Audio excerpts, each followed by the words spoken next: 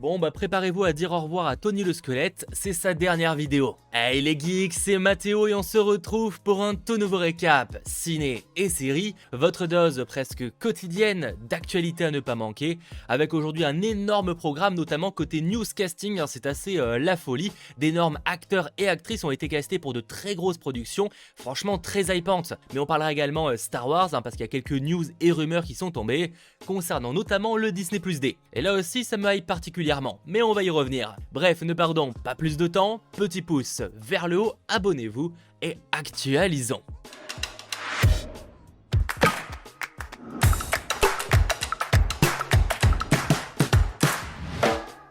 Commençons directement par les news casting qui sont très lourdes. On a notamment appris que Phoebe Waller-Bridge et Fiona Shaw rejoignent Ryan Reynolds dans la prochaine comédie fantastique pour l'instant sans titre, réalisée par John Krasinski, à qui l'on doit entre autres les deux films Sans un bruit, que personnellement je trouve excellent. Alors pour l'instant il y a très peu de détails sur ce projet en question, c'est juste que ce sera une idée originale de John Krasinski parlant d'un voyage d'un enfant pour redécouvrir son imagination. Franchement ça promet d'être assez intéressant, c'est pour l'instant prévu pour le 17 novembre 2023 dans les salles américaines, avec un tournage qui devrait commencer lors de l'été 2022. Bref, j'ai hâte d'avoir plus de détails parce que perso ça me hype particulièrement, surtout vu ce casting.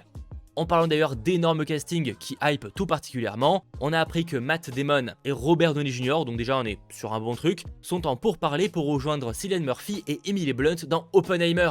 Matt Damon, Robert Downey Jr., Cillian Murphy et Emily Blunt dans un même film, et en plus de ça, réalisé par Christopher Nolan. Ah, on est sur un casting de dingue, vraiment. Selon les informations, Cillian Murphy serait donc Oppenheimer, celui qui a en partie développé la bombe atomique. Emily Blunt incarnerait sa femme, alors que Matt Damon incarnerait le lieutenant général Leslie Groves, directeur du Manhattan Project. Robert Downey Jr. de son côté incarnerait Lewis Strauss, président de la commission de l'énergie atomique, qui a lancé des audiences qui ont remis en question la loyauté d'Oppenheimer envers les États-Unis. Bref, ce film, qui promet d'être une dinguerie au vu du casting et du réal, est prévu pour sortir en juillet 2023. Ça évidemment c'était une très grosse news casting, ce qui va suivre est un peu plus calme, il en faut aussi.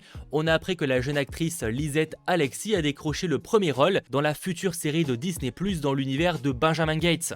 A voir d'ailleurs quel titre on aura en VF, parce que bon, Benjamin Gates, ça aurait pas réellement de sens, vu que le personnage ne sera pas présent. En tout cas, on y suivra une jeune héroïne du nom de Jess, qui sera donc jouée par Lisette Alexis, à la recherche de réponses sur sa famille, qui se lance dans l'aventure d'une vie pour découvrir la vérité sur le passé et sauver un trésor panaméricain perdu. Personnellement, j'aime beaucoup les deux premiers films Benjamin Gates, donc j'espère réellement que cette série sera réussie. En tout cas, on aura probablement plus d'informations dans les prochaines semaines, vu qu'apparemment ça commence à caster. Toujours côté sortie sur des plateformes de streaming, mais cette fois côté Netflix, le prochain film réalisé par Zack Snyder qu'on ne présente plus progresse. En effet, son premier casting a été officiellement annoncé. L'actrice Sofia Boutella, qu'on a notamment vu dans le film La Momie, rejoint ainsi le film SF Rebel Moon. Pour rappel, ce film se déroulera dans une paisible colonie au bord de la galaxie qui se retrouve menacée par les armées d'un tyrannique régent. Ils envoient une jeune femme au passé mystérieux chercher des guerriers de planètes voisines pour les aider à prendre position contre le tyran. J'imagine que la jeune femme sera jouée par Sofia Boutella, mais pour l'instant pas plus d'infos. En tout cas, ce projet franchement promet d'être assez épique, c'est cool d'avoir un Zack Snyder qui retourne côté SF, franchement assez hâte d'avoir ça. Pour l'instant pas plus de détails, mais en tout cas le casting s'annonce et ce n'est visiblement que le début.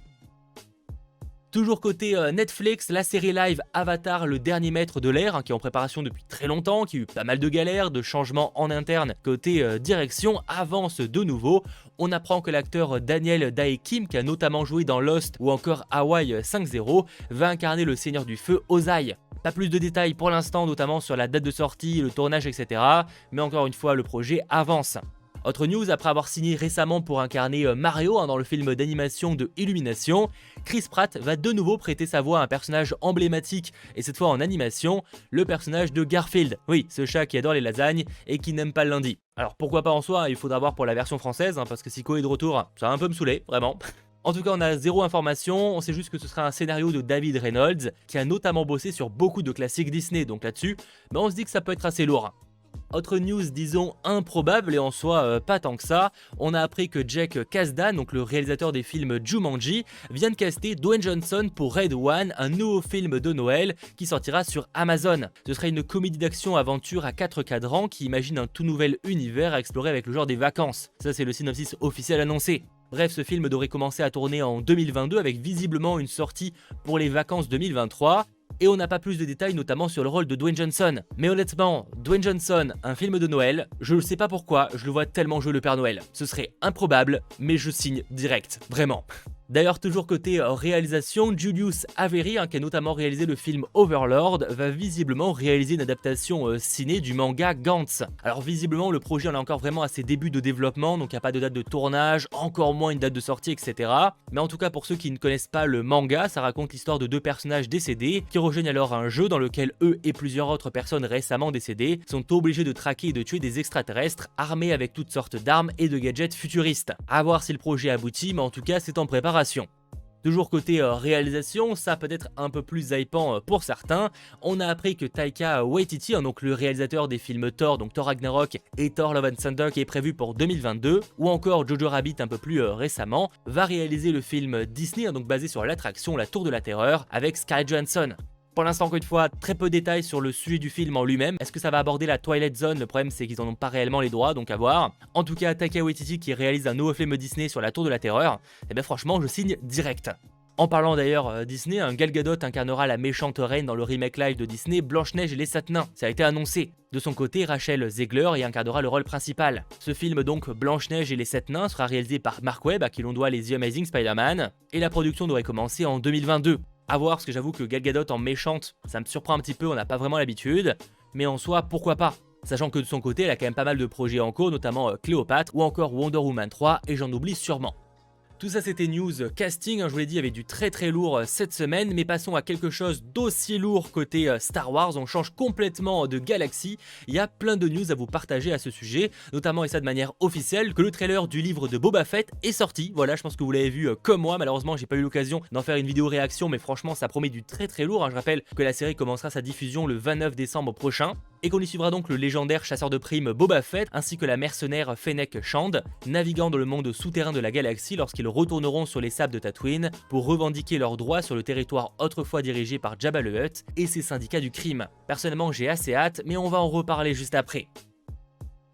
En effet, il y a un autre sujet que j'aurais souhaité aussi aborder côté Star Wars. Il s'agit d'une rumeur, donc sortons quand même les giga pincettes, mais selon Jordan Mason de Cinelinx, une nouvelle série animée Star Wars est en préparation. Alors jusque là c'est pas improbable et c'est même assez évident, mais selon lui elle serait centrée sur Dark Maul, et ça pour le coup, eh ben mystère. Mais en soi étant un personnage très apprécié par les fans, qu'il ait enfin le droit à son propre projet solo, ce ne serait pas vraiment aberrant, d'autant plus qu'il pourrait aborder entre autres l'Aube écarlate, montré dans Solo. Bref, à voir si on aura pourquoi pas une annonce prochainement, qui sait peut-être même lors du Disney Plus D. Et justement en transition tout trouvé, il y a quelques rumeurs à ce sujet sur ce qu'on pourrait avoir possiblement lors du Disney Plus D, donc le 12 novembre prochain, concernant Star Wars.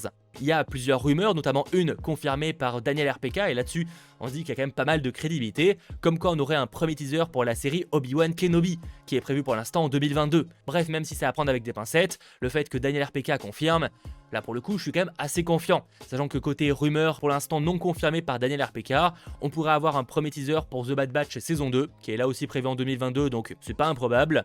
On pourrait également avoir quelques images pour Andor ou encore la saison 3 de The Mandalorian, ce qui paraît un peu compliqué parce qu'ils ont commencé à tourner récemment, mais en soi peut-être un making-of à quelques images de concept, qui sait. Et les rumeurs évoquent également l'annonce d'une nouvelle série animée, alors ils précisent pas laquelle, mais pourquoi pas celle sur Dark Maul, ça pourrait être l'occasion. Bref, à voir, en tout cas côté Star Wars on pourrait être servi le 12 novembre, sachant que pour l'instant on ne sait pas encore sous quelle forme ce sera diffusé, est-ce que ce sera en live, est-ce que ce sera un simple programme publié sur Disney Plus à 9h, j'avoue que c'est pas très clair comment ça va se passer, ou est-ce que c'est juste sur les réseaux sociaux régulièrement ils vont partager des choses dans la journée. Dans tous les cas on suivra ça évidemment sur la chaîne, mais côté format malheureusement j'ai pas plus d'infos à vous partager. En tout cas il faut s'attendre visiblement à avoir pas mal d'images et de choses concernant différents projets qui arriveront entre autres en 2022. Et en soi avoir un trailer notamment de Obi-Wan Kenobi, ça semble pas improbable, parce qu'à la base je vous aurais dit que le Disney Plus D était l'occasion de partager un premier trailer pour The Book of Boba Fett, sauf que vu que le trailer est déjà sorti, bah il faut bien partager d'autres choses, et on va pas partager un second trailer, ce serait chelou, vraiment. À la limite quelques images, pourquoi pas, mais un nouveau trailer, une semaine après, c'est pas très intelligent, de mon avis en tout cas. Toujours côté rumeur, mais on change complètement de galaxie d'univers côté DC Comics, beaucoup plus en vrac. Alors c'est encore une fois à prendre avec des pincettes, mais selon The Illuminati, la série Green Lantern de HBO Max, qui est en préparation depuis pas mal de temps et qui se fait un peu trop discrète à mon avis, c'est vrai qu'on aurait bien voulu avoir des nouveautés concernant cette série justement lors du DC Fandom. En tout cas selon The Illuminati, le projet serait bien plus sombre que ce que l'on aurait pu l'imaginer à la base. Il compare notamment le projet avec la série Watchmen de HBO, qui est elle pour le coup très sombre. Alors à voir, parce que les informations pour l'instant sont donc très rares, mais franchement si c'est sombre, pourquoi pas. Dans tous les cas, moi cette série me hype énormément et j'ai énormément d'attentes. Alors c'est pas forcément bon signe parce que la déception sera d'autant plus grande si la série n'est pas de qualité, mais encore une fois rendez-vous dans quelques temps pour la découvrir. Et toujours en vrac mais officiel, alors que la saison 5 n'est pas encore sortie, Netflix a déjà renouvelé Elite pour une saison 6, et le film The Man from Toronto, donc distribué par Sony Pictures, une comédie d'action avec Kevin Hart et Woody Harrelson, a été reporté de janvier 2022 à août 2022, après avoir déjà été reporté à de nombreuses reprises. Voilà globalement les différentes news qu'il ne fallait pas manquer ces derniers jours. J'espère évidemment que ce récap ciné-série vous aura plu. Avant d'arriver à la photo du jour, je voulais juste remercier les différents sponsors de la chaîne, notamment Shadow Bay, le nouveau super geek. Merci à toi. Et donc concernant la photo du jour, elle nous vient de David Ayer, donc le réalisateur notamment du film Suicide Squad, qui a partagé une énième photo de sa version du Joker de Jared Leto, qu'on n'a pas retrouvé dans le film sorti au cinéma. Et que de mon avis on ne retrouvera jamais, mais affaire à suivre. Voilà, en tout cas on se retrouve très vite pour de nouvelles vidéos et de nouveaux lives, que ce soit sur la chaîne du Geek mais également sur Twitch. C'était votre geek Mathéo, ciao tout le monde.